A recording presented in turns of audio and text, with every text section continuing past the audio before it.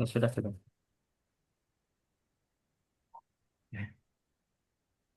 Mulai ya.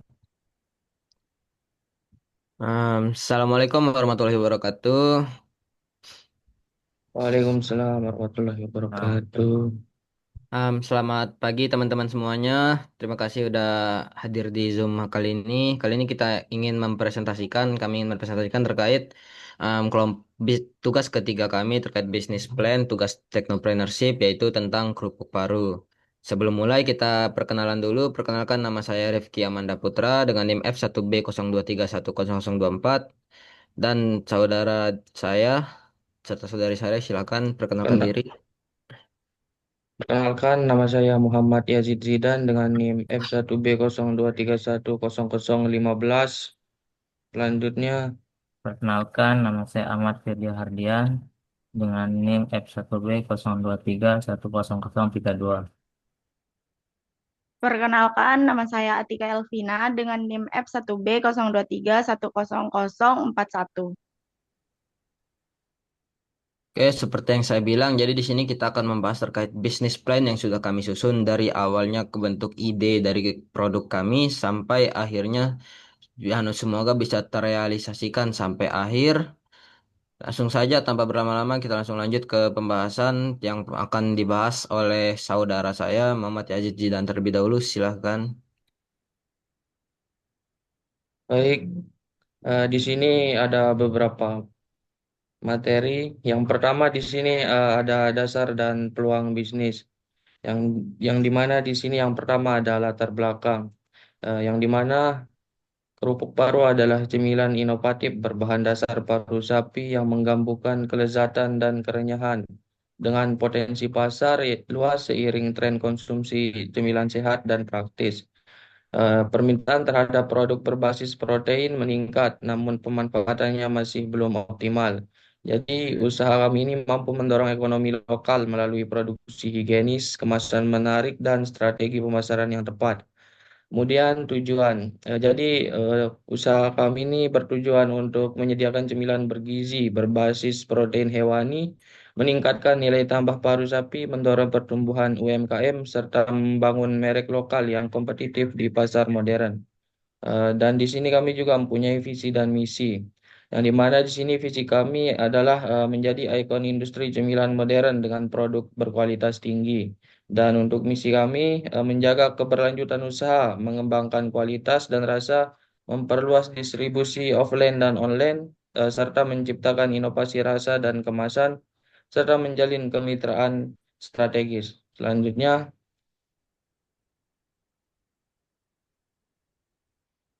kemudian di sini penjelasan produk yang dimana kerupuk paru ini merupakan cemilan gurih dan renyah berbasis paru sapi yang kami yang kami olah secara higienis dengan bumbu rempah khas. Kerupuk paru ini juga memiliki kandungan protein tinggi, cocok sebagai oleh-oleh, cemilan keluarga atau pelengkap makanan. Kemudian kerupuk paru ini kami kemas secara modern untuk menjaga kualitas. Dan di sini ada potensi bisnis, yang dimana kerupuk paru ini memiliki potensi besar karena tren konsumen bergeser ke cemilan bergizi dan unik. Produk ini mengusung nilai lokal, memungkinkan diversifikasi rasa, memanfaatkan bahan baku melimpah, dan mendukung skala usaha dari rumah tangga hingga industri. Dan distribusinya luas di pasar lokal hingga digital. Selanjutnya, di sini ada permasalahan, yang dimana permasalahan ini terdapat dua, yaitu faktor internal dan faktor eksternal. Yang dimana permasalahan pada faktor internal yaitu ada empat. Yang pertama, kurangnya kesadaran konsumen, keterbatasan variasi rasa, keterbatasan jangkauan distribusi, dan pengelolaan kualitas produk. Dan untuk faktor eksternalnya ada empat juga. Yang pertama, persaingan dengan produk sejenis, tren konsumen yang berubah, regulasi dan kebijakan pemerintah, serta fluktuasi harga bahan baku. Selanjutnya, baik di sini ada strategi operasional dan sarana penunjang, yang dimana di sini mencakup materi yang pertama lokasi. Lokasi penjualan kerupuk paru ini difokuskan pada area strategis seperti pinggir jalan, Car Free Day, dan event olahraga yang memungkinkan interaksi langsung dengan konsumen aktif. Strategi ini kami pilih untuk meningkatkan exposure dan penjualan secara langsung. Kemudian sasaran dan target pasar. Sasaran dan target pasar dari produk kami ini mencakup wisatawan, pencinta cemilan bergizi, toko oleh-oleh, komunitas kuliner, pengguna e-commerce, hingga pekerja kantoran dan anak muda. Segmentasi pasar yang luas ini membuka peluang besar untuk memperluas distribusi dan meningkatkan popularitas produk kerupuk paru kami sebagai cemilan khas yang berkualitas. Selanjutnya,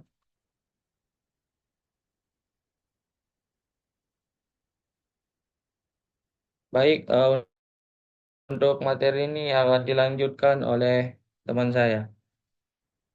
Oke, terima kasih ya Jidan. Jadi kita lanjut. Di sini ada sarana dan prasarana. Jadi sarana dan prasarana ini penting, yaitu fondasi penting dalam menjalankan usaha kerupuk paru. Jadi seperti yang saya bilang, kami pengen menjaga kualitas dari produk paru ini. Makanya kita memerlukan alat dan perlengkapan yang memadai. Nah, jadi ada beberapa di sini saya ada kategorikan sebagai dua sarana dan prasarana. Yang pertama adalah alat produksi dan kedua ada alat pengemasan. Nah, untuk alat produksi sendiri dia ada pisau dan talenan, terus ada panci dan kompor, wajan dan sutil serta peiris minyak atau saringan. Itu terkait sarana dan ya itu terkait alat produksinya. Nah, selain itu pengemasannya itu seperti plastik kemasan tahan minyak sealer untuk kedap udara serta stiker label sangat penting untuk menjaga kualitas dan daya tarik produk. Ketersediaan alat-alat ini menjadi penunjang utama dalam memastikan kualitas produk dan kesiapan distribusi ke pasar. Untuk plastiknya sendiri, kemarin kita pakai standing pouch yang berukuran 100 gram untuk awal-awal. Next, terkait rencana pemasaran. Jadi rencana pemasaran ini karena kita sadar sebenarnya kerupuk paru ini kurang dikenal dan awam di kalangan masyarakat pada umumnya. Jadi kita memerlukan beberapa strategi. Yang pertama strategi manajemen usaha kerupuk paru mencakup aspek pemasaran, produksi dan organisasi. Dari sisi pemasaran dilakukan inovasi rasa, desain kemasan menarik, penjualan multi-channel, offline dan online, serta promosi aktif di media sosial. Lalu dalam strategi produksi fokus pada pemilihan bahan baku berkualitas, teknik pengolahan tepat, pengemasan higienis, penyimpanan baik, serta inovasi varian rasa dan kemasan. Sementara dari organisasi dan SDM, tim dibentuk secara profesional, diberi pelatihan berkelanjutan, dilengkapi sistem manajemen efisien, serta didukung komunikasi tim dan fasilitas kerja yang nyaman untuk menjaga kinerja optimal. Oke, next. Jadi di sini ada pembagian kerja, division of work. Jadi di sini kami nerapin struktur organisasi yang jelas agar setiap bagian ini memiliki fokus dan tanggung jawabnya masing-masing. Jadi bisa teman-teman lihat, yang pertama ada kepala bisnis, yaitu Rifki Amanda Putra, saya sendiri. Tugasnya untuk memimpin dan mengkoordinir keseluruhan tim supaya berjalan dengan semestinya. Lanjut tim marketing dan kreatif, di sini ada saudara kita Ahmad Firdi Hardian. Dia fokus pada promosi dan media sosial. Lanjut tim produksi dan finansial, memastikan kualitas dan stabilitas finansial. Lanjut di tim lapangan dan kerjasama, yaitu menjalin relasi serta menangani distribusi langsung ke pelanggan dan mitra. Oke, next. Jadi di sini ada beberapa pembagian yang sudah kita susun. Pembagian kerja yang pertama ada tim marketing dan kreatif, ada beberapa tugas yang sudah kita fokuskan. Yang pertama ada membuat media sosial produk untuk dipasarkan, membuat video grafis dan strategi untuk menarik konsumen, memasarkan produk secara aktif di medsos ataupun secara langsung, memberikan pelayanan kepada konsumen dalam media sosial. Lalu lanjut di tim produksi dan finansial ada beberapa tugas yang perlu dilaksanakan yaitu mengatur dan mencatat keluar masuknya keuangan dalam bisnis, mencatat kebutuhan pokok, menjaga kualitas produk tetap terjaga. Lanjut di tim lapangan dan kerjasama ada mengantarkan pesanan kepada konsumen, menjalin kerjasama dengan mitra-mitra atau instansi terkait, dan menjalin kerjasama dengan marketplace dan toko kelontong seperti yang saya sebutkan di tugas kedua. Lanjut. Jadi di sini ada strategi penetapan harga, ada beberapa strategi yang kita tetapin, yang kita pakai untuk menetapkan harga yang akan kita bawakan. Yang pertama ada pendekatan biaya atau cost oriented approach, yaitu penetapan harga yang dilakukan dengan cara menghitung total biaya dan menambahkan tingkat keuntungan yang kita inginkan. Metode penetapan harga melalui pendekatan biaya ini terdiri dari cost plus atau markup pricing dan break even analysis. Lanjut ke markup pricing. Yang ada bagian-bagiannya yaitu dengan cara menjumlah seluruh biaya yang diperlukan dalam proses produksi. Nah, terus untuk persamaannya sendiri ada nanti harga jual minus total biaya dibagi harga jual. Ada break even analysis yang seperti yang saya sebutin BEP, persamaannya nanti bisa digunakan dengan biaya tetap dibagi harga dikurang biaya variabel per unit. Lalu yang pendekatan kedua ada pendekatan penawaran permintaan. Pada dasarnya harga produk ditentukan oleh keseimbangan antara penawaran dan permintaan. Permintaan atau demand adalah kualitas produk tertentu yang mau dibayar konsumen dengan harga tertentu. Apabila harga naik sesuai dengan hukum permintaan, maka konsumen akan mengurangi permintaannya. Konsumen akan bersifat realistis dengan mencari produk substitusi atau pengganti atau berpola hidup lebih sederhana.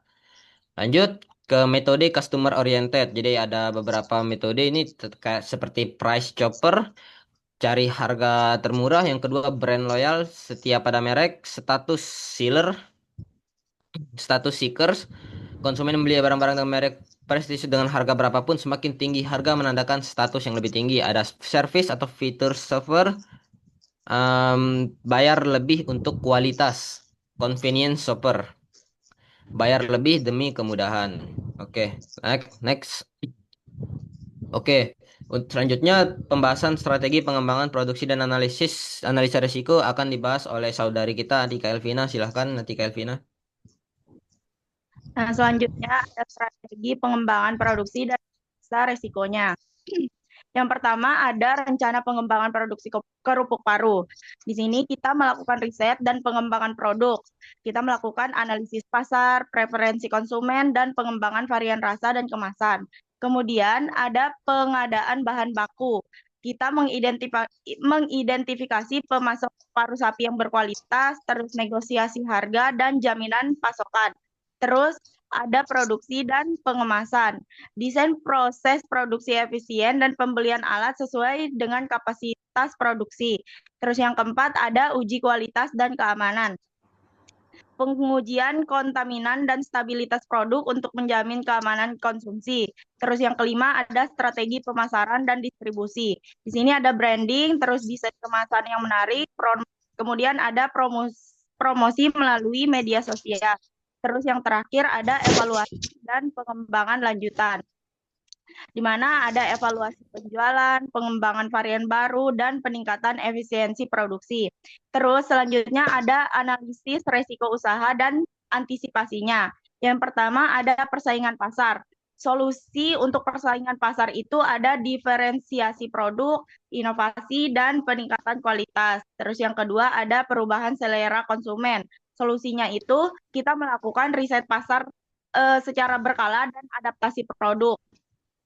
Terus yang ketiga ada persediaan bahan baku. Solusinya itu kita diversifikasi pemasok dan manajemen persediaan.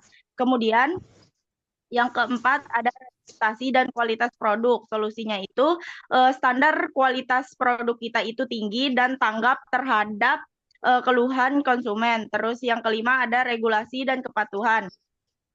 Kita patuh aturan terbaru dan siapkan tim legal. Terus yang keenam ada resiko keuangan. Solusinya itu perencanaan keuangan, dana darurat, dan kontrol biaya. Yang ketujuh teknologi dan inovasi. Solusinya itu investasi, R&D, dan pemantauan tren industri. Yang kedelapan ada gangguan operasional. Solusinya itu kita pemeliharaan alat, rencana darurat, dan asuransi usaha. Next. Nah, selanjutnya ada analisa keuntungan. Untuk melakukan analisis keuntungan dari produk, kita perlu mempertimbangkan biaya modal awal dan perkiraan pendapatan. Yang pertama ada klasifikasi biaya. Modal kita untuk memproduksi kerupuk paru ini sebesar 552.500. Nah, ini itu terdiri dari biaya langsung dan biaya tidak langsung. Kalau biaya langsung itu terdiri lagi dari bahan baku langsung dan tenaga kerja langsung. Terus kalau biaya tidak langsungnya itu ada biaya overhead pabrik. Modal dari biaya langsung kita itu terdiri 450.500. Kemudian biaya tidak langsung kita itu 102.000. Terus selanjutnya ada biaya total. Nah, biaya total ini biaya bahan baku langsung ditambah biaya tenaga kerja langsung ditambah biaya overhead. Nah, di sini biaya overhead pabrik kita itu alat-alatnya terdiri dari kompor, wajan, kulkas, pisau, spatula, gas, talenan, dan standing pouch. Nah, total harga dari biaya overhead pabrik kita itu 102.000. Kemudian ada bahan baku langsung. Bahan baku langsungnya ini terdiri dari bahan baku paru-paru sapi, terus ada rempah-rempah, minyak goreng 2 liter, tepung beras, terus telur dan penyedap. Terus total dari bahan baku langsung kita ini 450.500. Kemudian biaya total dari biaya overhead pabrik ditambah bahan baku langsung itu 552.500. Next. Analisa keuntungan. Yang pertama itu ada estimasi pendapatan, di mana untuk menghitung keuntungan kita perlu memperkirakan pendapatan dari penjualan kerupuk paru. Kita asumsikan harga jual per bungkusnya itu 30.000 dan semua produknya itu terjual habis setiap bulan. Nah, kita awal-awal menggunakan penjualan per kerupuk paru itu 2 kg. Terus dengan jumlah bungkusnya itu 20 bungkus, terus beratnya itu 100 gram, dijual 30.000 per bungkus. Terus yang kedua ada perhitungan keuntungan bulanan. Menghitung keuntungan bulanan dengan mengurangkan total biaya operasional bulanan dari total pendapatan bulanan menggunakan persamaan total pendapatan dikurang biaya operasional, di mana total pendapatan bulanan kita itu Rp600.000, terus dikurang total biaya operasional kita itu 450.500. Maka keuntungan bulanan yang kita dapatkan itu 149.500. Next. Pengembalian modal. Di sini untuk melakukan perhitungan pengembalian modal dari produk kerupuk paru, kita perlu mengetahui berapa lama waktu yang dibutuhkan untuk menutup total biaya investasi dengan keuntungan bulanan yang sebagai berikut. Di mana periode pengembalian modalnya itu sama dengan total biaya investasi dibagi dengan keuntungan bulanan. Total biaya investasi kita itu 552.500 dibagi dengan 149.500, maka periode pengembalian modal kita itu 3,69 bulan. Next. Saya akan memberikan ke teman saya selanjutnya. Terima kasih.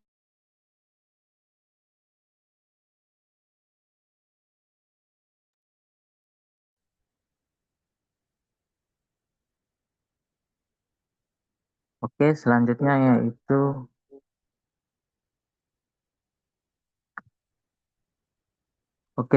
yaitu proses produksi. Berikut beberapa proses produksi dalam pembuatan camilan kerupuk paru. Yang pertama yaitu menyiapkan bahan baku paru sapi segar, yang dimana lalu dicuci bersih paru tersebut dan kemudian rebus hingga empuk. Yang kedua yaitu simpan paru yang telah direbus ke dalam freezer hingga setengah beku agar memudahkan dalam proses pemotongan dan kemudian dilanjutkan ke tahap pengirisan atau pemotongan paru setipis-tipisnya. Selanjutnya yang ketiga yaitu menyusun irisan paru di tampah atau loyang, kemudian dijemur di bawah sinar matahari hingga kering. di mana proses ini membantu mengurangi kadar air dan membuat paru lebih renyah saat digoreng.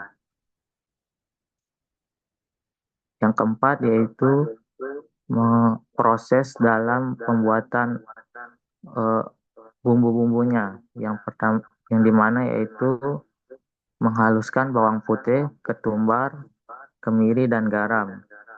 Kemudian campurkan bumbu halus dengan tepung beras dan santan hingga membentuk adonan kental.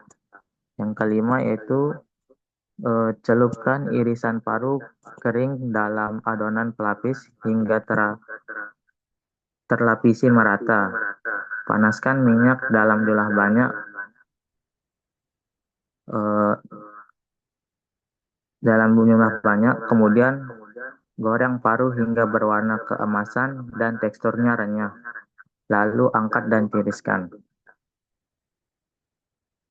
Yang terakhir ini merupakan eh, proses pengemasan produk dengan menggunakan plastik. Baik, untuk kesimpulan dari ini yaitu strategi bisnis makanan yang baik memerlukan pemahaman menyeluruh tentang pasar dan konsumennya, serta pendekatan inventif terhadap pengembangan produk, pemasaran, penetapan harga, dan distribusi. Perusahaan dapat menghasilkan produk yang relevan dan responsif terhadap perubahan keinginan konsumen dengan memanfaatkan data dan tren pasar.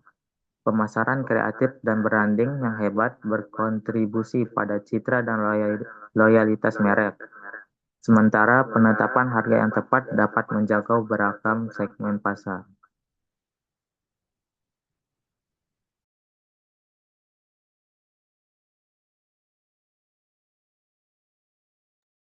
Oke, jadi itu dia presentasi kita um, terkait tugas ketiga kita. Saya buka sesi tanya jawab untuk teman-teman yang ingin bertanya. Silahkan teman-teman yang mau bertanya.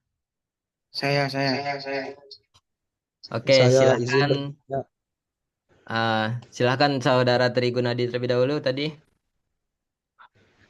Ya, perkenalkan nama saya Terengen Adi dengan NIM F1B0231027.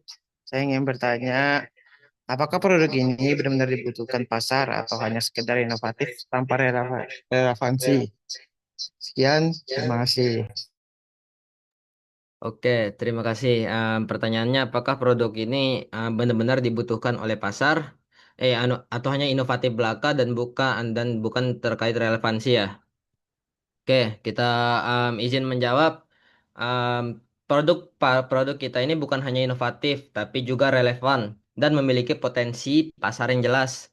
Nah, seperti yang kita tahu kan di tengah tren makanan ringan yang semakin bervariasi, masyarakat Lombok ini tetap dia mencari cita rasa lokal yang autentik serta berbeda dari cemilan mainstream seperti keripik kentang atau snack instan. Nah, jadi tuh kerupuk paru kita nih jawab dua kebutuhan sekaligus, keinginan akan cemilan gurih berbahan dasar lokal dan pengalaman kuliner khas Nusantara yang mulai sulit ditemukan di beberapa daerah. Selain itu, produk ini juga punya keunggulan kompetitif karena menggunakan bahan premium, paru sapi yang membuatnya unik dibanding kerupuk biasa. Jadi di sini kita pengen ngikuti selain dia lokal, kita pengen mengikuti perkembangan zaman dengan cara pengemasan modern, ketahanan simpanan lebih baik dan potensi ekspansi ke pasar oleh-oleh atau makanan ringan premium. Produk ini tuh nggak hanya dibutuhin sama pasar, tapi juga mengisi celah yang belum banyak dimaksimalkan oleh pelaku industri cemilan seperti itu.